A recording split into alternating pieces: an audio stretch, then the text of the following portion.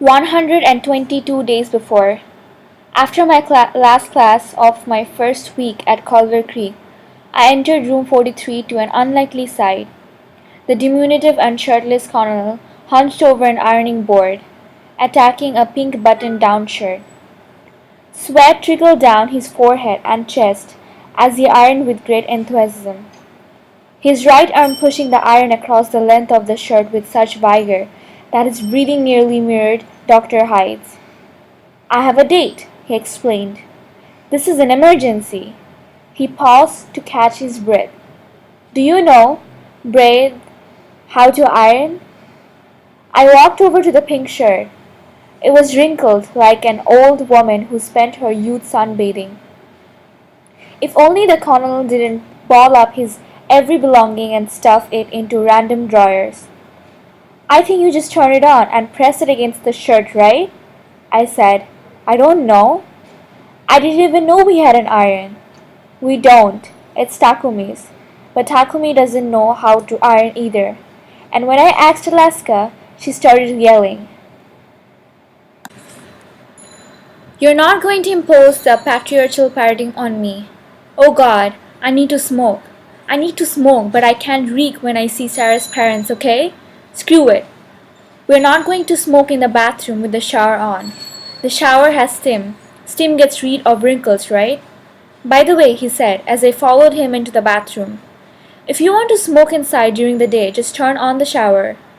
The smoke follows the steam up the vents." Through this made no scientific sense. It seemed to work. The shower shortage of water pressure and low shower head made it all but useless for showering. But it worked great as a smoke screen. Sadly, it made a poor iron. The colonel tried ironing the shirt. Once more. "I'm just gonna push really hard and see if that helps."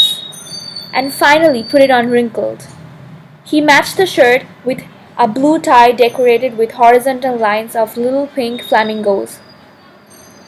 "The one thing my lousy father taught me," the colonel said, as his hands nimbly threaded the tie into a perfect knot, "was how to tie a tie, which is odd, since I can't imagine when he ever had to wear one." Just then, Sarah knocked on the door. I'd seen her once or twice before, but the colonel never introduced me to her and didn't have a chance to that night. "Oh my God, can't you at least press your shirt?" she asked, even though the colonel was standing in front of the ironing board. "We're going out with my parents." Sarah looked awfully nice in her blue summer dress. Her long, pale blonde hair was pulled up into a twist, with a strand of hair falling down each side of her face. She looked like a movie star, a beachy one. "Look, I did my best. We don't all have maids to do our ironing. Chip, that chip on your shoulder makes you look even shorter. Christ, can we get out of the door without fighting? I'm just saying, it's the opera. It's a big deal to my parents. Whatever, let's go." I feel like leaving, but it seemed stupid to hide in the bathroom, and Sarah was standing in the doorway, one hand cocked on her hip and the other fiddling with her car keys. "I could wear a tuxedo and your parents would still hate me," he shouted. "That's not my fault." "You antagonist them?" She held up the car keys in front of him. "Look, we're going now or we're not going. Fuck it." "I'm not going anywhere with you," the colonel said. "Fine, have a great night." Sarah slammed the door so hard that a sizable biography of Leo Tolstoy last words, "The truth is, I care a great deal what they," fell off my bookshelf and landed with a thud on our checkered floor like an echo of the slamming door. "Ah!" he screamed. "So that's Sarah," I said. "Yes." "She seemed nice." The colonel laughed, knelt down next to the mini fridge and pulled out the gallon of milk. He opened it, took a swig, winced half-caffed and sat down on the couch, with the milk between his legs. "Is it sour or something?" "Oh, I should have mentioned that earlier. This isn't milk. It's 5 parts milk and 1 part vodka. I call it ambrosia." "Drink of the gods."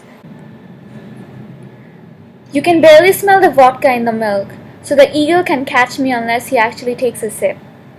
The downside is that it tastes like sour milk and rubbing alcohol, but it's Friday night, Pudge, and my girlfriend is a bitch. Want some? I think I'll pass. Aside from a few sips of champagne on New Year's under the watchful eye of my parents, I'd never really drunk my alcohol. And ambrosia didn't seem like the drink with which to start. Outside, I heard the payphone ring. Given the fact that 190 borderers share 5 payphones, I was amazed how infrequently it rang. We weren't supposed to have cell phones, but I'd noticed that some of the weekday warriors carried them, and most non warriors called their parents as I did on a regular basis, so parents only call when their kids forgot. Are you going to get that? The colonel asked me. I didn't feel like being bossed around by him, but I also didn't feel like fighting. Through a buggy twilight, I walked to the payphone which was drilled into the wall between rooms 44 and 45. On both sides of the phone, dozens of phone numbers and esoteric notes were written in pen and marker. 205-555-1584, Tommy to airport, 420-773-573-6521, JJ. Cuffs? Calling the payphone required a great deal of patience. I picked up on about the ninth ring. Can you get Chip for me? Sarah asked. It sounded like she was on a cell phone. Yeah, hold on. I turned and he was already behind me, as if he knew it would be her. I handed him the receiver and walked back to the room. A minute later, 3 words made their way to our room through the thick, still air of Alabama at most night. Screw you too, the colonel shouted. Back in the room, he sat down with his ambrosia and told me. She says, I ratted out Paul and Maria? That's what the warriors are saying. That I ratted them out? Me? That's why the piss in the shoes. That's why they're nearly killing you. 'Cause you leave with me and they say I'm a rat. I tried to remember who Paul and Maria were. The names were familiar, but I'd heard so many times in the last week and I couldn't match Paul and Maria with faces. And then I remembered why I'd never seen them. They got kicked out of the year before, having committed the trifecta. How long have you been dating her? I asked. 9 months. We never got along. I didn't even briefly like her. Like my mom and my dad. My dad would get pissed and then he would beat the shit out of my mom. And then my dad would be all nice and that have like a honeymoon period. But with Sarah, there's nothing a honeymoon period. God, how could she think I was a rat? I know. Why don't we break up? He ran a hand through his hair, clutching a fistful of it atop his head and said, I guess I stay with her because she stays with me? And that's not an easy thing to do. I'm a bad boyfriend. She's a bad girlfriend. We deserve one another. But I can't believe they think that, he said, as he walked to the bookshelf and pulled down the almanac. He took a long pull of his ambrosia. Goddamn weekly warriors. It was probably one of them that ratted out Paul and Maria and then blamed me to cover their tracks. Anyway, it's a good night for staying in. Staying in with Pudge and Ambrosia. I said wanting to say that I didn't understand how you could kiss someone who believed you were a rat. If being a rat was the worst thing in the world, but the Colin cut me off. Not another word about it. You know what the capital of Sierra Leone is? No. Me neither, he said.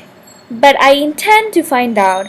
And with that, he stuck his nose in the almanac and the conversation was over.